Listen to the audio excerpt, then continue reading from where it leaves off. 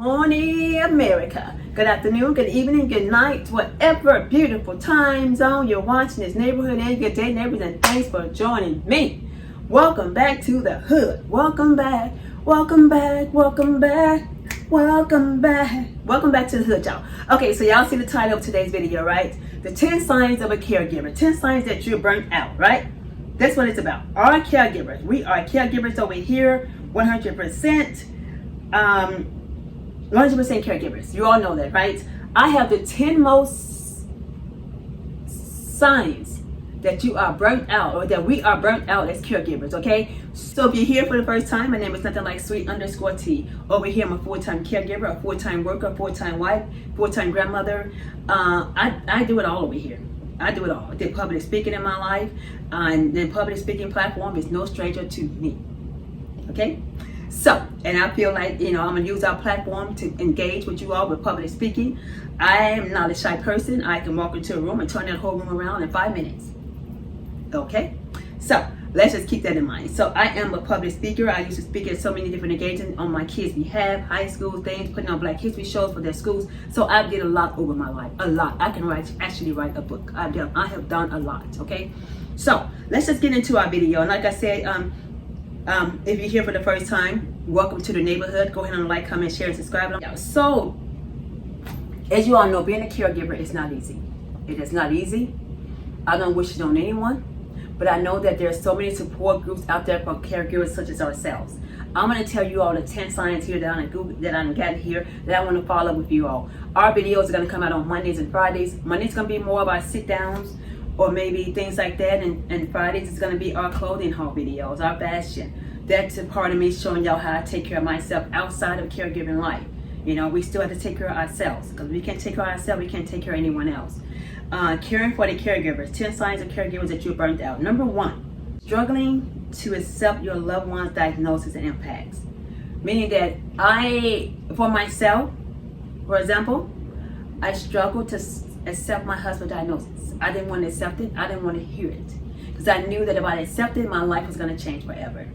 So I prolonged accepting it. I was in denial for such a long time.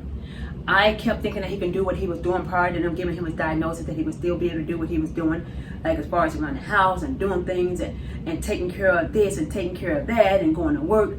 Those things was not going to happen anymore. Life has changed for us, and I'm sure a lot of you all can relate to that. You can relate to what I'm saying. We, especially as our spouse, we want them to try to continue to do what they were doing before they gave them that diagnosis, right? We are still in denial. We're still in shock. Why me? Why us? We're questioning all this. And I'm just studying saying, well, maybe he can do it. He can take out the garbage. He can get the grocery bags. He can do this, he can do that. But our lives has changed. I had a hard time coping with our life changing. I knew we wasn't going to be able to travel anymore. He wasn't going to be able to drive us anymore on these long drives. We wasn't going to be able to go anywhere anymore. We wasn't going to be able to do anything. And I couldn't accept that. It was hard to accept that. And at some point, I was in denial for a long, long time. I think last year really was a wake-up call. It really hit me like, he can't no longer do that. He can't do these things anymore. You have to lay off of him and leave him alone. He can't do any of this. And I don't think he ever wanted to lay down and give up and say, oh, I can't do it. He was keeping trying. I could see how he was kept trying. I could see the sorrow in his eyes, and he just thought that he was a disappointment. And I'm like, if you can't do it, I know you can't do it. Life has changed. We just have to accept the good with the bad. Let me know, are you all going through that? Especially you're taking care of a wife, you're taking care of a husband. You all can relate to what I'm saying, right? We can't accept that, especially when it's a spouse. It's a long time to accept it. We can't. Sometimes we never accept it. Lucky for me, I was able to accept it when things really gotten really, really bad. So, if you the same way I was, and you was in that denial for a long time stage, let's just leave a comment in the box. Let me know, how did you accept it? How did you accept that your spouse or your loved one was never going to be the person they were, that you knew that they would never be the same again? How did you accept it? And how are you coping with it now? Number 2, feeling frustrated or even angry at a loved one for they can no longer do what they used to do. I think that we all go through that at some point in time. I think I went through that as well with my spouse, getting kind of angry because we couldn't travel anymore. he couldn't do this anymore, he couldn't do that anymore. You know, everything was falling back on me. And it's like, you know, and what I just talked about in the first one. You know, I did go through a little anger stage at some point in time. But I had to understand that it's out of his control. This is God's plan. This is not something that he wished on himself. He would have never wished this on himself. You know, no one would have wished to be critically ill and just say, oh, I can't do anything anymore. Oh, I can't, you know, be the man I work. So this is nothing that he brought on himself. It's just something that was out of his control. So I think we all go through that. And I think I coped with it when I accepted it. When I accepted the fact that he was no longer going to be the man that I knew, the man that I married all them years ago, over 35 years ago. He was not going to be that man. He was going to be a different man. And I had to accept that man that he was going to be and still learn to love that man that he was going to be. And I still, you know. And let me know, you know, if that's something that you're going through and anger stages and things and you went through it, how did you get over it? How did you cope with it? What was your mechanism for getting over that? Number 3, withdrawing from society, connections, and activity that once brought you joy. You know, a lot of us, we tend to, those things that used to bring us joy, like traveling or going out, or mingling out, or hanging out with your friends, or going here, going there, you know, just getting out, going to a movie, going to a play, going to a comedy show, going out to dinner, just going out to dinner. We basically used to go out to dinner a lot. You know, sometime, and you know, we became empty nesters. We would go hang out. We would take long drives. We would go to Chicago. We would go here. We would go there. You know, so we was always traveling when we became empty nesters. You know, in the wintertime, we on the freeway going to Chicago. It's snowing out. It's beautiful, and we talking and we just having a good time. I miss those things. I miss them. You know, and being friends, like having friends. Him and I really never was big on having friends. We never really had a big social gatherings. I think that's probably why we've been married for so long as well, because we just had each other as company. We wasn't hanging up on each other all day. Let's just say that. He would go do his thing. I'm in the house. I don't bother him. I don't call him. He come back. You know, it's like, you know, I didn't call him on his phone. I didn't mess with him, you know, because I knew that he was gonna come. He coming home. You know, if he found something bad out there, then good riddance. But at the same time, I knew he was coming home. Like I told y'all before, he was so predictable. Same time every night he come in from work, key would turn the door. Same time he leave the house in the morning. So he was very predictable. Let's just say that.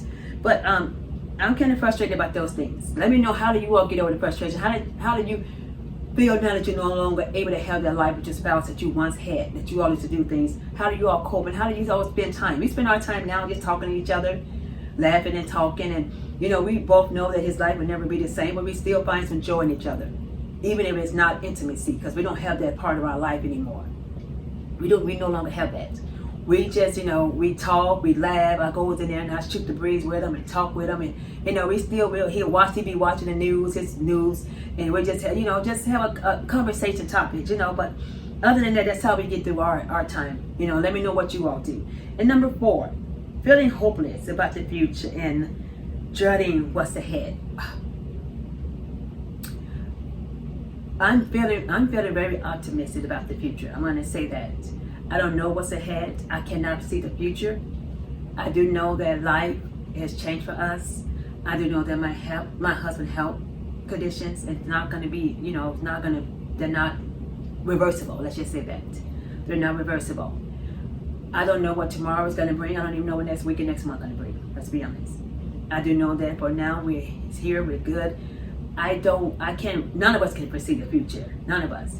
But I am kind of dreadful, you know, the inevitable. You think about things all the time that could possibly happen.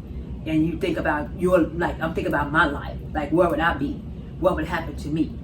So, you know, I think we all go through that as caregivers. We all go through that, and it's not something to be embarrassed over. We all have to face that fear that we don't want to face. We have to face it. We have to overcome it.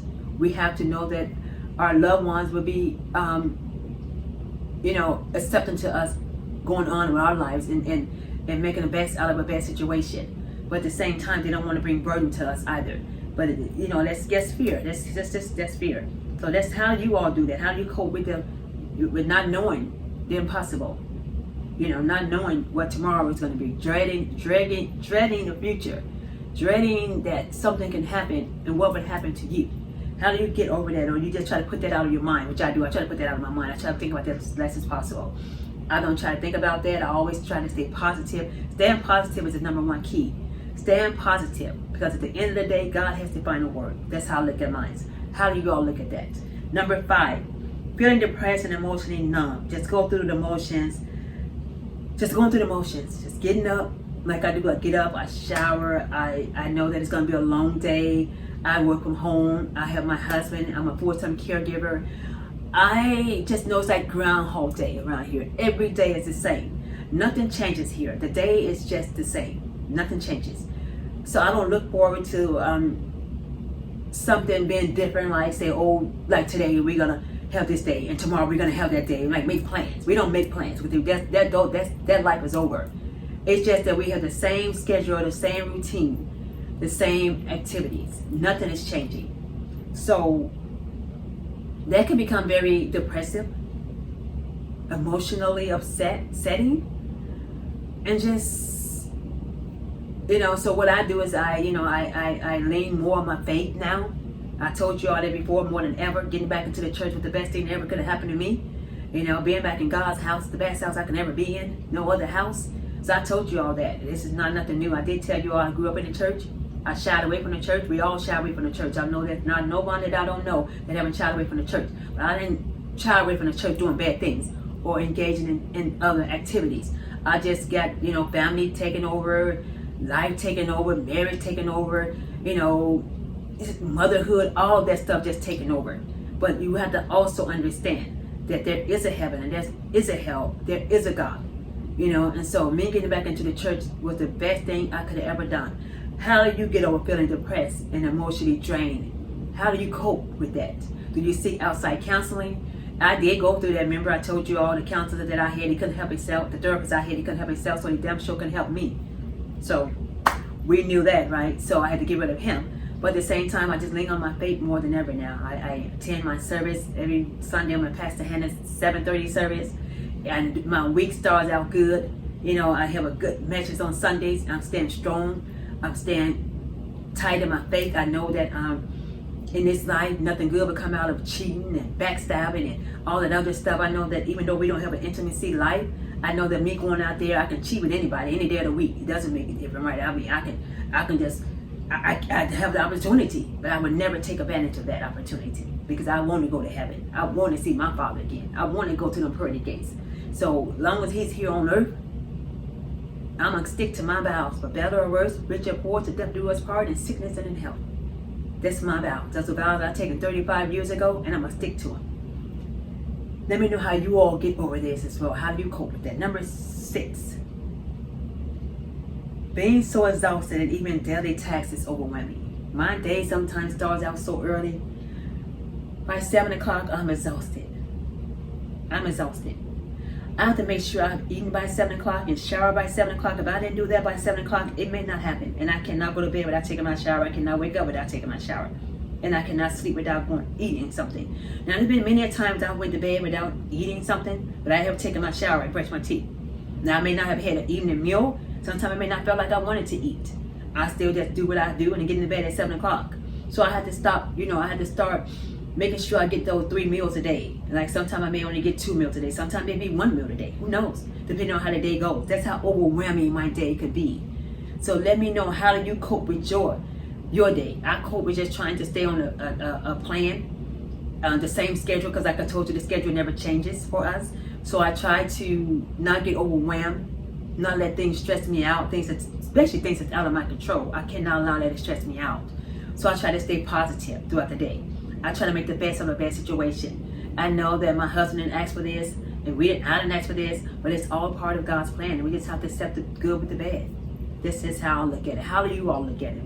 How do you get through your day when it becomes so overwhelming? I just try to sit down, take a deep breath, just continue to look up and say, thank you, God, thank you, God, thank you, God, for the many blessings that you have bestowed upon us. That's all I can say. I can't do anything else. I can't go out there in the streets and get involved in negativity and things like that and infidelity. I just have to stay and keep my head up and know that there is a better place. That's it. That's all I can think, and I want to go to that place. Really quickly, this is not sponsored, but I do keep a lot of these IV liquid fluids on hand. I would take them if I'm feeling a little bit down. My body is drained. It is a good picker-upper. Number 7, struggling to sleep because of nonstop worry. A lot of people have this. Anxiety, struggling to sleep. Your spouse is sick. You lost one income. You only have one income. You have kids. You're trying to take care of them. You're trying to take care of your husband. You're the breadwinner now. A lot of families go through this, especially if you're a caregiver and your partner, your husband or your significant other was one of the breadwinners as well. You had a 2-family income and went to a 1-family income. That would bring a lot of stress and worries on you. That would definitely stress you out. Lucky for us, by the grace of God, even though my husband is sick, he didn't lose his income. Even though he's not able to do the things he once did before, or go out there and be the breadwinner, because he was the breadwinner in his family, he still didn't lose his income. Not all of his income, let's just say that. He didn't lose all of it. So he still contributes. He still the rent and things. He still have that. So it's not like I'm worrying about this and that. By the grace of God, and I still say thank you, God, thank you, God, thank you, God. We don't have to worry about that. I don't have to go to bed worried about that. My biggest fear of going to bed worrying is making sure if his machine goes off, would I hear that beep? If the power go out, sometime in the middle of the night, we do have power outage, would I hear that machine beeping? Because that's his lifeline. That's my biggest worry and biggest fear at night. What is your biggest worry and biggest fear? How do you cope with that? So most of the time, I can say I probably will lose some sleep because I'm always listening for that machine. I'm always listening for that choo choo, choo choo. That's the sound that it makes. I'm always listening for that. And if I hear that bell, when it goes out, if it goes out, it go ting. You have to really stay focused to hear that. But it will alert you that machine is out and you need to get up and get that machine back on. So that's my biggest fear and worry. What are some of your biggest fears and worries, and how do you get over that? And how do you get through that? Leave a comment in the box. I want this to be an open gateway, an open platform for you all to share your thoughts and your struggles, because we all have them. We all have them, especially us caregivers. We have more so than others. We have them. Number 8, becoming irresistible and reacting in the ways you don't recognize. Meaning everything becoming annoying to you. Everybody's getting on your nerves. You're just stressed out. We need a break, right? For us, luckily for us, I think if we would have had small kids in the house and we're going through this, I don't know what would have happened to us. I'm gonna be honest. I don't know. I wouldn't be able to handle all of this. Handle him and small kids. Because I know when I had my grandson over, he was over here yesterday, and I keep him periodically because my husband wants to see his grandson. I want to see my grandson. I want him to spend much time with his grandfather as possible. He comes in and he hugs his grandfather. He's trying to lay with him. And he knows kids are so resilient and so smart. He's 3 years old. He senses that he's sick because he sees him with the oxygen and he sees him in his wheelchair all the time. He sees him come through the door. He takes off his shoes and he runs straight up there to his granddaddy. He like, there he go. He be so happy to see him. But having him here and my husband, it's like having 2 kids in the house. It's like I'm up and I'm down, I'm up and I'm down. I'm exhausted. I think that this happened at the right time. No one wants this to happen. I didn't want this to happen. But if this would have happened while we still had our kids in the house, I don't know, y'all. So my heart goes out to all you caregivers who are taking care of your spouse, significant other, and you still have underage kids in the house that you're trying to take care of as well. That is a hard job. That is difficult. That is so stressful. Oh, it's a lot. It is a lot. Trust me, I know it's a lot. My eyes is burning now. They are burning now because my grandson went home a few hours ago. My eyes are burning now. He got up at 5 something in the morning. My husband, he woke him up. My husband, he wanted to go in his room with him. He wanted to lay down with him. I had to take him in there and make sure I watched him while he was in there, because I know that if he get on the machine, it's gonna come and loose, which he did. He got on the machine and the cord came out.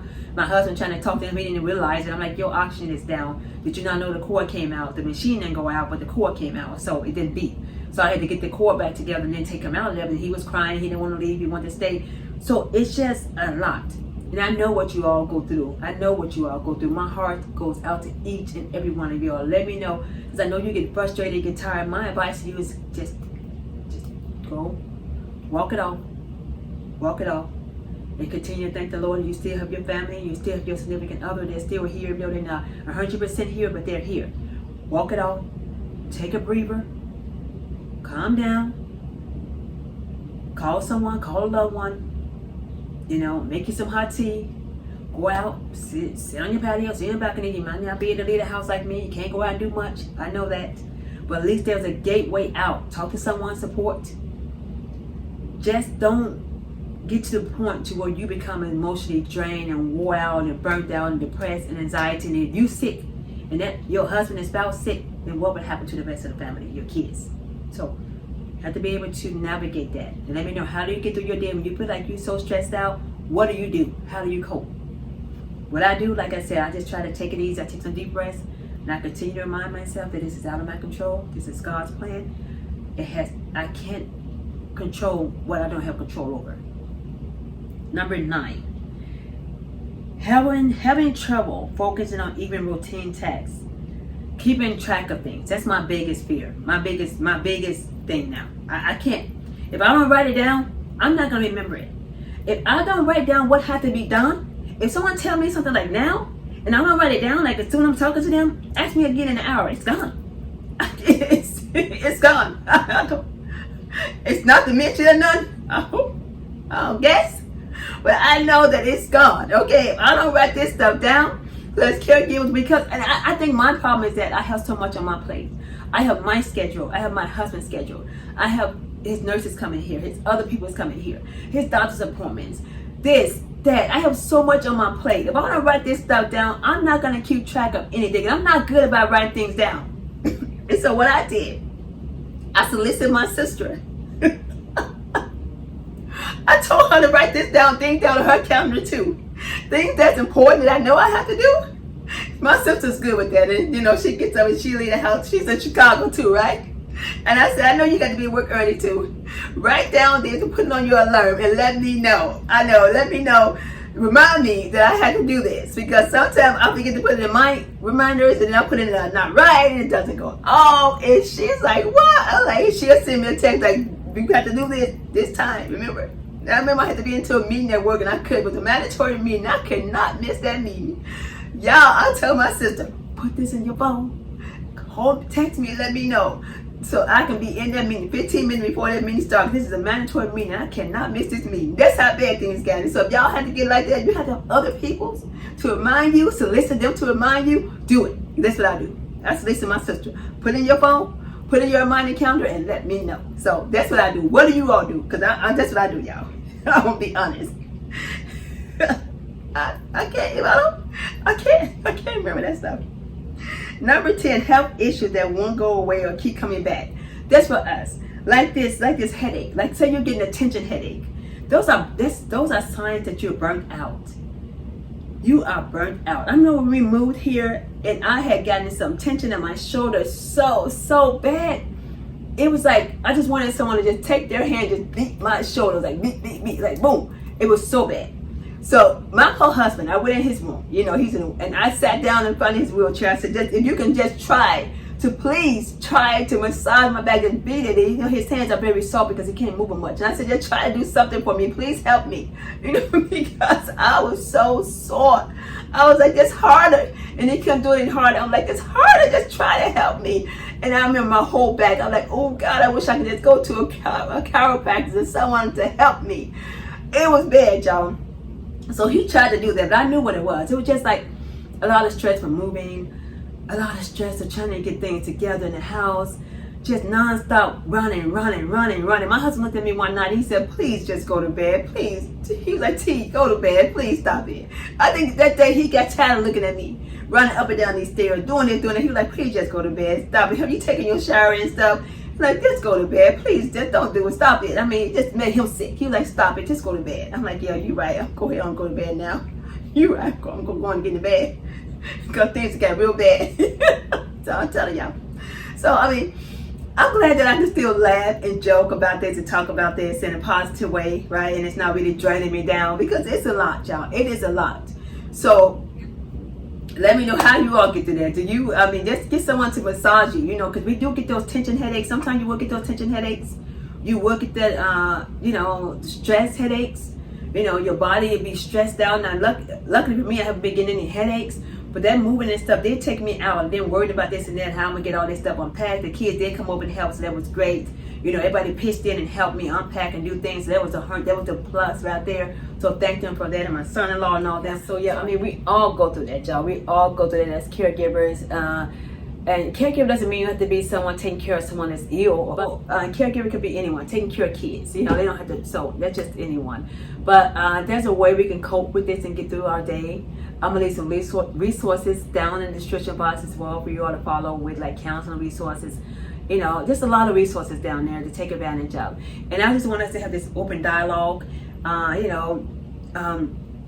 just about our lives, just talk about these things, and you know, being able to come on here and talk to you all and reach a certain community, my niche, you know, fashion and caregiving. You know, I found my niche. You know, those are my passions, and that's what we're going to continue to do over here. So our videos will come out on Mondays. You know, just sit down and talking and things, and hopefully you all join in on the conversation. And Friday's going to be our clothing hauls. Well, we're going to just turn things up around here, right?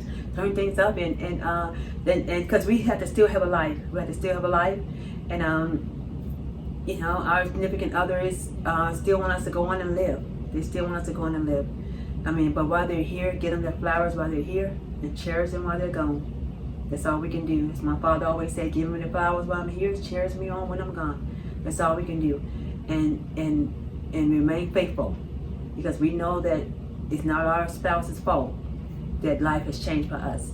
So as long as they see that we're still positive and we're still being loyal and faithful, make for a better life. It makes them feel much better.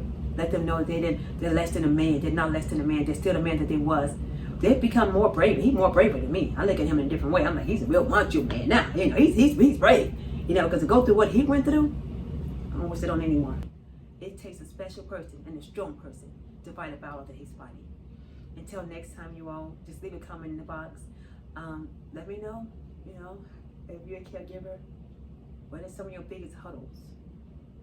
And please don't forget to thumbs up the videos to help YouTube push out the videos to more caregivers, more fashionistas that want to come over and visit our neighborhood and join our neighborhood. And hopefully we have this dialogue of communication in our neighborhood. That's what I want to bring to y'all. Coming back here on this platform after so many months, I just want to come back here and really bring in resources. And it's still fashion. Sure that we can still look good on the budget, still look good at caregivers, because if we can't take care of ourselves, we darn sure can't take care of no one else. For now, take care of yourselves and each other, and I'll see you all in our next YouTube video on Friday. But Amazon haul, y'all, that Amazon haul gonna be kind of wild. Just FYI, but I had to do it. I had to show what Amazon has on their site for fashion. Regardless what type of fashion it is, I had to show y'all what's on there for summer. It is gonna be kind of wild, but hey, I got to do what I got to do, right? I got to do what I got to do. All right.